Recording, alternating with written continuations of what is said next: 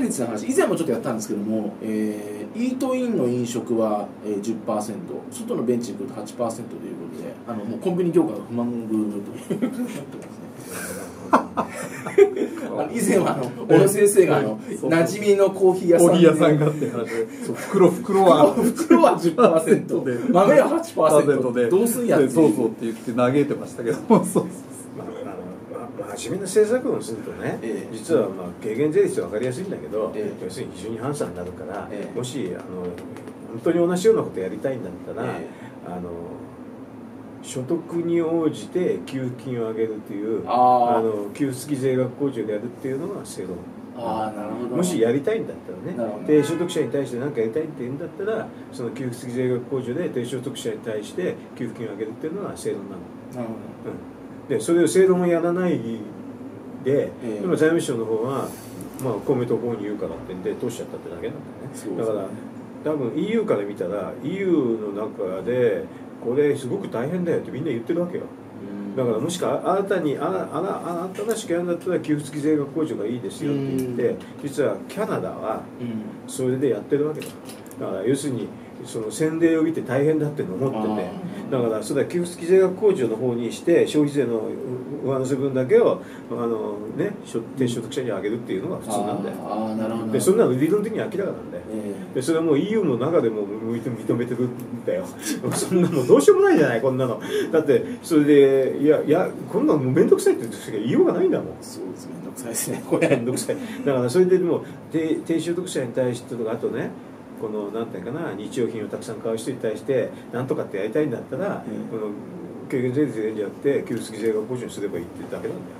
でそんなのもう誰にどんな経済学者でも同じ答えだと思うよこれは。なるほど、でそんなのができないのっていう話で、もう無理するんだったらやめた方がいいよって話で、全部やめた方がいいよ、一番簡単なの。本当この所得税ってそうよ。給付付き税額控除っていうのは税金を払ってないような低所得者にとっても減税になるような。でも低所得者って税金払ってないから減税できないんだよ。なるほどなるほど。だから給付金あげますよとしか言いようがないの。じゃあ本当この負の所得税、それはだから負の所得税を現代流にアレンジして一番近いのが給付付き税額控除だ。負の所得税っていうのは理念的な話でなんだけど、それを現実に置き直すとそれに近い、給付付き税額控除に近い。でその減税するっつったって税金払ってねって人どうするのって話で、その人に対しては逆に補助金あげますよ。そのくらいすりゃいいのになっていう私は思うんだけどね。なるほどなるほど。知恵でなんでできないか知ってる？いやそうですね。なんでそれ頭にいい大倉管理だったら財務管理っていうのはやってもいいんじゃないですか。これはマイナンバーの導入遅れたからね。マイナンバーがないとその給付金をうまく配れないんだよ。なるほど。ちゃんとその個人を特定してっていうところができてない、基盤ができてないから。それは財務省が今までマイナンバーをねほったらかしたっていうね。なんでほったらかしたかっていうと、あれ真面目にやっちゃって実はマイナンバーを使って資産課税のところチェックすると税収が上がっちゃうんだよね。今までやりたくなかった。税収を放っていいだろうって私なんか思うけど、それが財政再建が終わっちゃうみたいな。終わっちゃうから終わっちゃうよ俺。税収上がるっていいじゃないですか。もうちょっと真面目に言うとね、マイナンバー入れるでしょ。マイナンバー入れた後に今ね金融資産課税が分離課税になってるでしょ。あれははっきり言って金持ち優遇なんだよ。だから金融資産課税を総合課税化するのが一番正解なの。それはマイナンバーが入ってて銀行口座が全部管理できる。そういうことか。なるほど。でもすごいあれでしょ、真面目なこと言ってるでしょ。それはそうです。真面目なこと言うでしょ、真面目なことを言うといけないんだけどねこれは。でもどうこれマイナンバー入って銀行と金融機関口座を全部チェックして資産課税で分離課税やめて総合課税すっきり爽やかだよ。そうですね。だから僕もネット銀行のお知らせでマイナンバーのご提出お願いしますって来てきまして、これはっていうだからネット銀行の方は先取りしてやってるんだけど、まだ金融機関はやってないんだよね。金融機関はそれを言い出すとなんていうかな、資産課税の総合化につながるってことを金融機関も知ってるわけ。なるほど。だって嫌でしょ。そりゃそうですよ。金融そりゃそうです。わかるでしょ。わかります。わかるでしょ。ね、お客さん逃げお客さん逃げちゃう。しかも超有料なお客さんが逃げちゃう。そうですね。一番上積みの分が。こういうふうに今ね分離課税があるから要するに実質課税っていうのを考えた時に所得は実は1億円を超えて高くなればなるほど実は分離課税使うのが多くなるから税率下がるんだよ。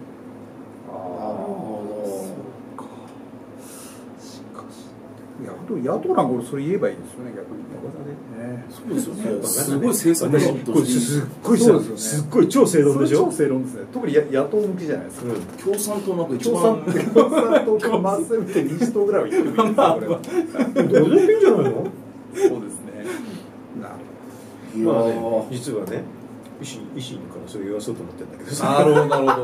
まあ正論すぎてさ、あれでしょ、なかなか否定しづらいでしょ。なんで分離課税してんのって昔の理屈は、いや口座が難しいですって、あなた金融機関のなんか事務軽減なんだよね。ならありえなくないじゃん。よく言うよね。よく言うよって。めちゃめちゃ正論ですね、それは。超正論でしょ。で全部さ総合課税って結構じゃない。まあそうですね。そうですね。全部ガッチャンコで計算した方が早いですよね。いやだからそれすると実は金融機関が大変になるんだよ。からマスコミあんまり言わない。言うわけないじゃん。金融機関のマスコミが大スポンサーの金融機関様だから、私なんかどちらかというとさ、持ってる人ってきちんと払えっていう立場なんだよ。だからまだ私平気なんでそういうのに対して全然自分でね、そんなのねまあ総合課税になって払ってみようと思ってるだけだ。せこいねみんな。年収1億円超の人ってね結構せこいっていうか、それを金融機関がねあれかな払っても大したことないと思うんだけど、でその人たちでもね限界税率高くなるとね結構税収増えるんだけどね。そうですね。まあそれはそうです。もうそもそも母数というか母数が大きいから。そうだよ。金持ちの人の方が税収額大きいんだもん。ちょっと伸びてみ。大体さ金持ちじゃないとこいくら税金変えたら大したことないでしょ。まあむしろかわいそうな感じですね。かわいそうだよ。だからこれね源泉課税を総合課税化するだけで、計算は誰もしてくれないんだけどね。嫌がってみんな。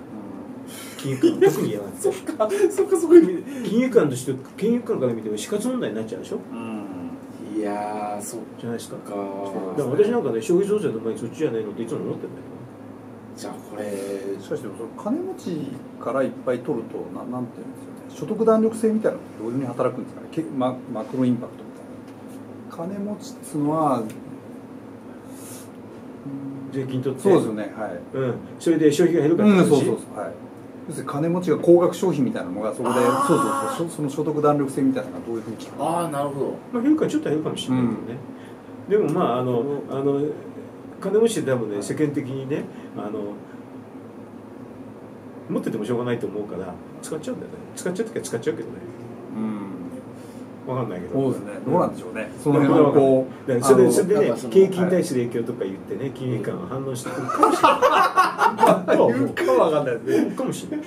なるほど。ただしねそれだけ取った分だけね政府で使っちゃいますって言っちゃ終わるんだよ。まあそうです。まあそうですよね。政府が言うもうどんどん使っちゃいます。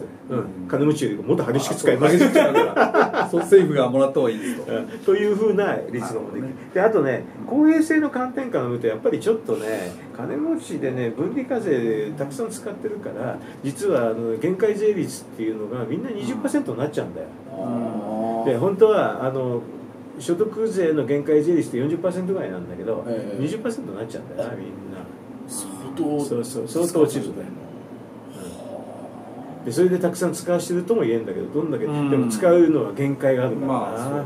そうですよね。いくらまあいいお年の方が使うぞっつってもなかなか限界限度もあるから。それをもうちょっと使うと例えばあれだよな資産課税のところにどんどん使ったら少なくとも貯金はしなくなるかもしれないんだな。なるほど。まあ使っちゃう。金融資産が減るだけかも。そうかもしれない。かもしれないですね。かもしれない。これねなかなか商売に差し支えらしくてみんなやらないんだよ。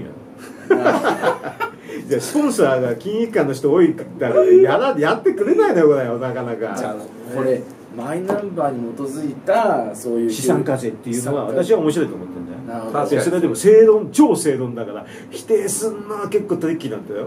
そうですね。だから某ね、都市銀行からいまだにマイナンバーのご連絡が来ないですね。だから都市銀行は私がなんだっけな財務局の理財部長の時に実はもう十何年15年16年前だけど、いろんな金融機関のシステム化って時があった時にね、まあ結構越権的なんだけどね、金融機関の人にねいずれマイナンバーが入るから予見入るからシステム上そのスペースはつけといた方がいいやってみんな指導したんだよ。すげえ具体的ですね。いやだって10桁だからもし使わなくて他に使えばいいじゃないっていう話なんだよ。別にそんなね設計の時に用意するの当たり前なんだよ。用意した方がいいですよって言ったの。すごい具体的なアドバイスですよね。でもそれはシステム設計だから、設計の一番最初に言えばそんなわけないから、そんなのもう別に使わなきゃ使わないでそれっきりの話だし、じゃあ金融機関みんなそれでそうですねっつってみんなやって、それをまあだからいつでも実は名寄せ完璧なんだよね。もしマイナンバーが入ると。でその時にほらリスナーの破綻とか随分あったし、ありましたね。その時に預金保険の払い増しでどうのこうのって議論があったんだよね。何割ぐらいできるのか名寄せしてって無理難題なんだよな。今のなんていうかな名字でやれとか、それとあと住所でやれとか電話番号でやってたくさんやってるんだけど完璧にはできないんだよ。要するに1000万までっていう範囲ですよね。だから名寄せして見ないと分かんない。名寄せしてやって何パーセントそれで競わされて何パーセントできてるとかみんな競わされるんだけどもともと無理じゃねえのってこれ完璧にやるのはねやっぱりマイナンバーだったら完璧にできると分かってたんだよね。なるほど。だからそれは名寄せ預金保険の名寄せのためのシステムとして言ったんだよ。なるほど。それはでもいずれこういうのが出るったらそれねこれ名寄せすればいいから今のシステムみたくなんだっけな預金者氏名電話番号住所なんとかで5個ぐらいあったんだけどそれで全部名寄せするってんだ。そのシステムはちょっと大変なんだよないうことで言ったんだけどね。だから早くマイナンバーを銀行に使わせるっていうこれはちょっと制度改正はちょっと必要なんだけど何に使わせるかっていうことは簡単に他のに使わせられないようになってるからね。それをちょっと制度大した話じゃないけどねそれをしなきゃいけないんだけどそうすると完全に資産口座でみんな OK なんだよね。預金口座全部できる。そうすればすごくあれだよね資産課税の逃れがなくて今だから資産課税は合法的に逃れてるんだよね。要するに分離課税っていう、じゃあでもそうすると財務省はこれマイナンバーを今みたいにちゃんと使うと税収が上がるっていうのが多分分かっててそれやってないっていうことですよね。安倍政権だって仕方なくやったんでしょマイナンバーずっとこれ民主の時にねやったんだけどね。なるほど。ちょっとあれだよね真面目にやってないんだよね正直言うと。なるほど。だからこんな混乱がギャスから出てもくだらない話多いんだよ。そうするとこの間最初にこれ消費税出る時にさマイナンバー使って還付するなんてわけのわかんないこと言っちゃうじゃん。お前そんなとこにこんなの使うんじゃねえよって言ってさマイナンバーまだ全然できてねそんなこと言いやがってって感じで言う時もあってさもう結構この手の話はさなんていうかな真面目にやってないなってレベルだな。でも分離課税いいでしょ。分離課税だし。そうですね。小野さんがそれに引っかかっちゃう。これはなかなかどうですか。引っかかんない。それほど超金持ちがない。そうそれほど超金持ち1億円はないですね。1億は。